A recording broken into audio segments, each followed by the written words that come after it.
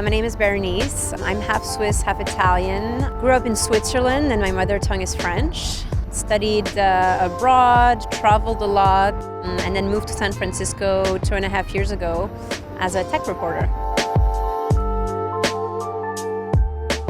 I'm a very curious person. I love meeting and interacting with new people, so that's sort of why I left when I was 17. I started by going to Florence for 2 months to properly learn Italian, because I had never really learned Italian. I always heard my dad speak, but he never really talked to us in Italian. We spoke French at home.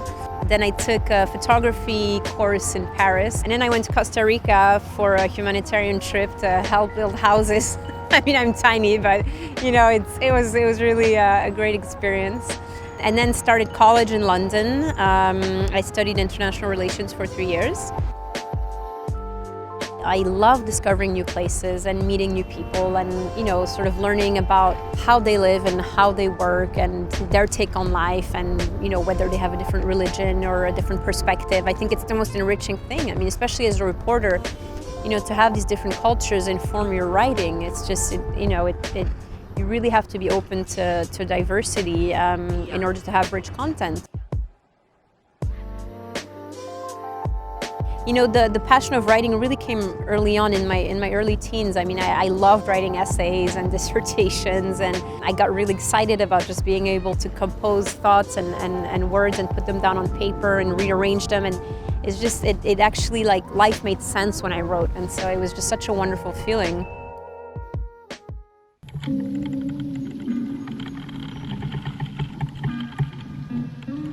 I started experiencing symptoms in my early teens, so it was hard for me to see well at night in places with low light. You know, I was tripping like over things, bumping into things. Like when I turned 18, I tried to pass my driver's license, and I wasn't able to. I mean, it was hard for me to see the panels, like the contrast of going into a tunnel and then going out. My eyes took a really long time to adapt, and so after 3 times of trying and failing, you know, I went to see my eye doctor, my ophthalmologist, and, you know, he's like, let's do, you know, more, you know, exams a bit deeper. And that's when they diagnosed my retinal degeneration, which is known as retinitis pigmentosa. They told me, they're like, look, you have this. There's no cure. We don't know how it's going to evolve. And, you know, you could become blind by the time you're 30.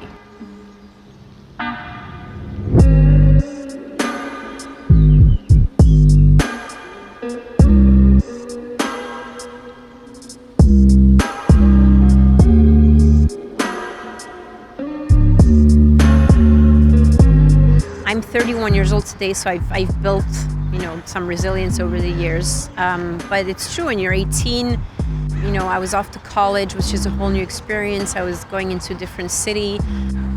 Learning that was very hard. I mean, obviously, you know, I started crying. I felt very depressed because I was like, well, I have a problem and there's no solution. You don't rely 100% on your vision, so you learn to rely on other senses. And so I think, you know, all of that has helped me to become resilient over the years and use it to my advantage.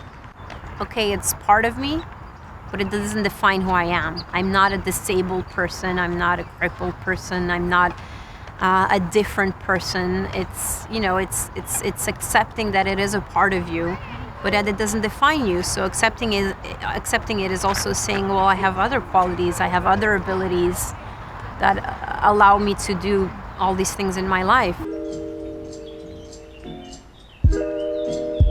My biggest pain point on a daily basis is finding, you know, places that have enough light for me to navigate. Because in your retinal degeneration, it's your, you know, your photoreceptors, which basically capture the light and transmit the image to your brain. These photoreceptors are you know, impacted. I mean, they gradually start dying, and so you need more and more light in order to see. That got me thinking. I'm like, well, I mean, is there anything that exists, you know, for me to find out whether a place has enough light, basically, because it's such a stress factor. Whether I'm meeting someone, you know, at a restaurant in the evening, then I ask myself all these questions beforehand. I'm like, will I recognize that person? And then will I be able to walk around in the restaurant, go to the restroom by myself, read a menu, actually see the person's expressions when I talk to them? And so it's all these little stress factors that I think you could mitigate if you could know ahead of time whether the place has enough light or not. And so basically I thought, I've been writing and studying startups for the past 3 years. I've become familiar with the lingo and the process and pitching and scaling and fundraising. And so I'm like, well, I'm pretty familiar with how a startup works, and why not launch a startup myself?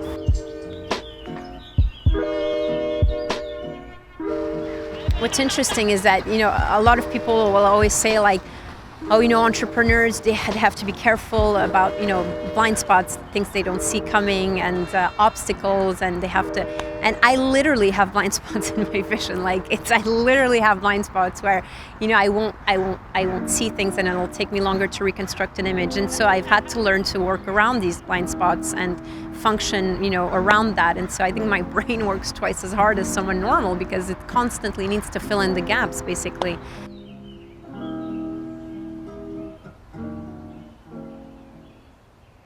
I don't want to launch it by myself because I think that, you are stronger when you're more, because you have different ideas, different perspectives, different capabilities and qualities and talents that, you can get big complementary. So I really want to find a great co-founder, and I'm finding it's harder than finding a partner in life. So it'll be interesting to see who I find.